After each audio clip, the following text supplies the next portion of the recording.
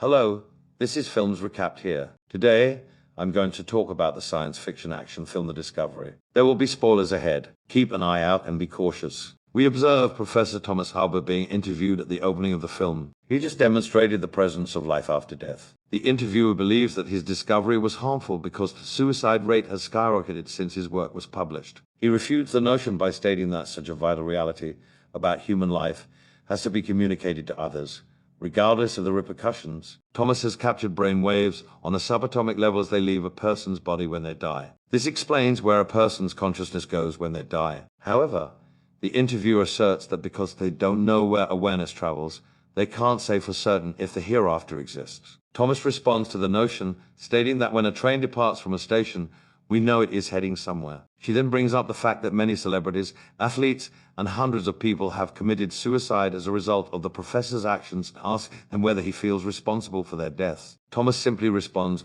"I don't." Just then, a member of the video team approaches Thomas and thanks him for the new start. He then shoots himself to death. Similarly, people have been committing mass suicide in the afterlife to begin a new life. It's the second anniversary of the discovery, and Thomas's son, Will Harbour, is on a ferry listening to a TV broadcast about it, concerning his father's discovery. As it turns out, the suicide rate has remained unchanged since then. Will turns off the television, indicating that he is dissatisfied with his father's work. He is startled by a girl in the other seat. They're the only people on the ferry. Will remarks that her face appears quite familiar as she introduces herself as Isla. For a while, the two exchange pleasantries. The topic shifts to them discussing the discovery. Will, on the other hand, declares that he does not believe in it. Isla says that the finding provides individuals with a way to cope with life difficulties, but will remain steadfast in his opinion. Isla hitches a ride in a car after they disembark from the ferry, leaving Will at the dock. Toby, his brother,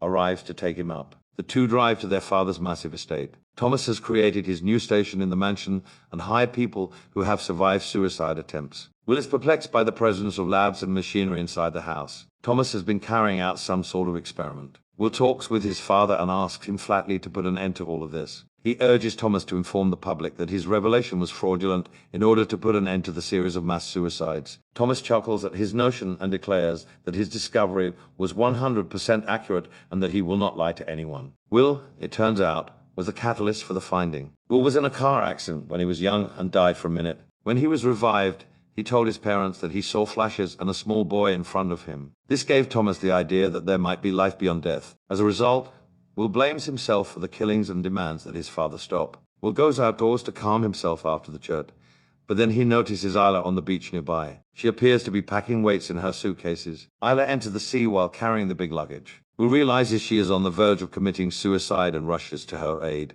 He jumps into the sea and saves her, but Isla is enraged. He takes her to the mansion and asks Toby to take her in because they help suicidal people. Toby agrees, but she must first complete the questionnaire. Isla is taken aback when she learns Thomas is Will's father. Thomas then conducts an interview with Isla, questioning her about her life. Meanwhile, Will walks about the house and notices that it has been completely transformed into a hospital, complete with canteens and rooms for each patient. Everyone comes in the room at night to watch Thomas present something to them. He brings out a man wearing a gadget on his head and claims to have discovered a means to glimpse the afterlife. Until recently, the world has only known that our brain waves went somewhere when we died.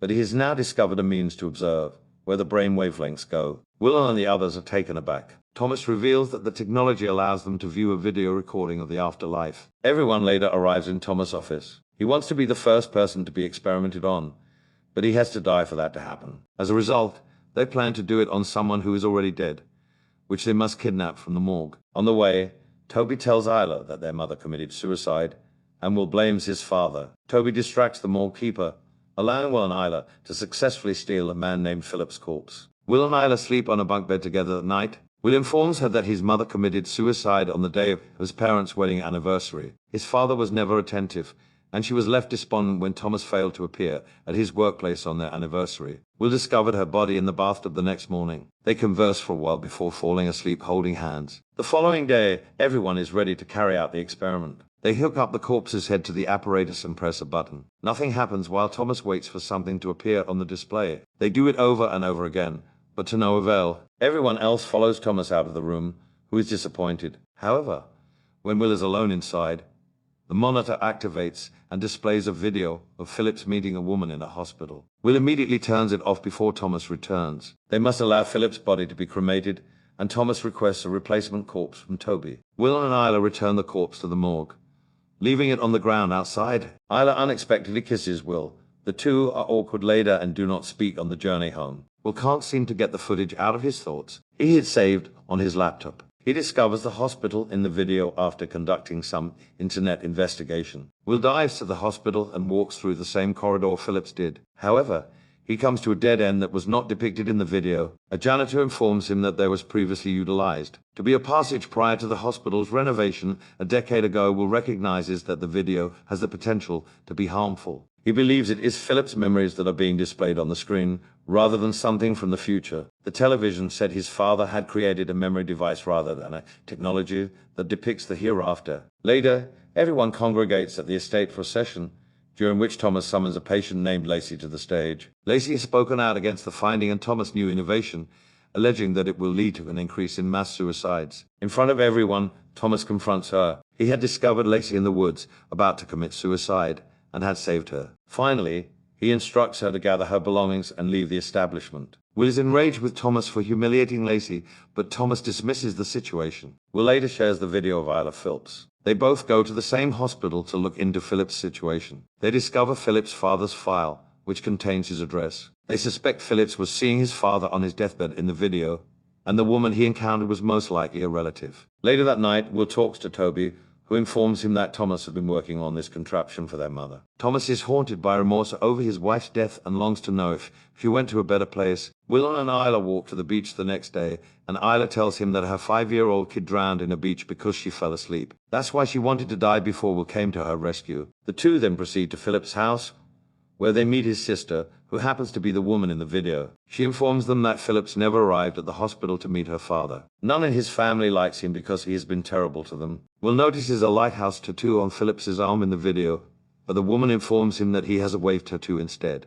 Will learns that the film depicts Phillips' afterlife rather than his recollection. Phillips has traveled back in time to make amends for his faults in life after his death. People in the hereafter, it turns out, relive an alternate version of their lives and have a second chance to make better decisions. Will and Isla are taken aback by the discovery. They are in their room when Toby bursts in and summons them to meet Thomas. Thomas has hooked himself to the device in order to figure out how it works. He is suffocated and is on the approach of dying. The monitor resumes operation. This time, it depicts Thomas on the night his wife died. It was their wedding anniversary. He hadn't left his office that day, but in the video, he tells his wife that work can wait and joins her for dinner. He had been offered the opportunity to fix his error, which he did. After watching the footage, then hook the gadget and electrocute Thomas with the defibrillator to bring him back to life. Thomas is both surprised and happy to see his invention in action. When a person dies, he returns to a moment in his life that he regrets the most and is given a second chance to make other decisions. He gathers everyone in the front yard of the house and is ready to tell them about the innovation when a gunshot is heard. Lacey,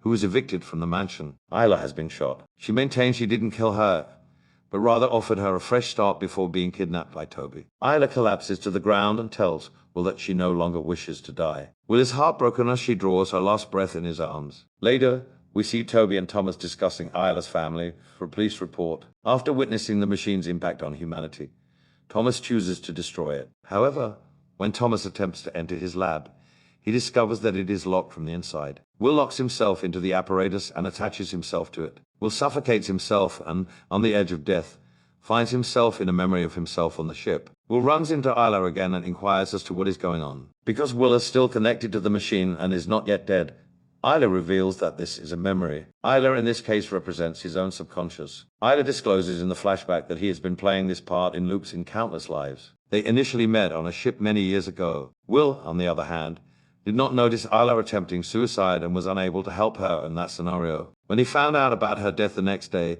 he was racked with guilt because he believes he might have done anything on the ship. He went on with his life, but the guilt stayed with him. When he died, he was returned to the ferry, where he encountered Isla again, because this was the time he regretted the most in his life. Will, however, was unable to save her even then. Similarly, Will has been trapped in this cycle and has lived his life hundreds of times in an attempt to save Isla. But until his most recent incarnation, he'd never been successful. Will has encountered her several times thus she is a part of his consciousness. That's why Isla seemed familiar when they first met. Isla tells him that he has made peace with his consciousness and has no regrets because he was able to prevent Isla from committing suicide in this existence. As a result, he would now find himself somewhere else in his next life, rather than the ferry. Will swears to remember Isla in his next life. Just then, he begins to hear Thomas and Toby's voices. They are attempting to restart Will's heart, but their efforts are futile and he dies. When he dies, his afterlife transports him to a beach. Will notices a young boy playing alone in the lake.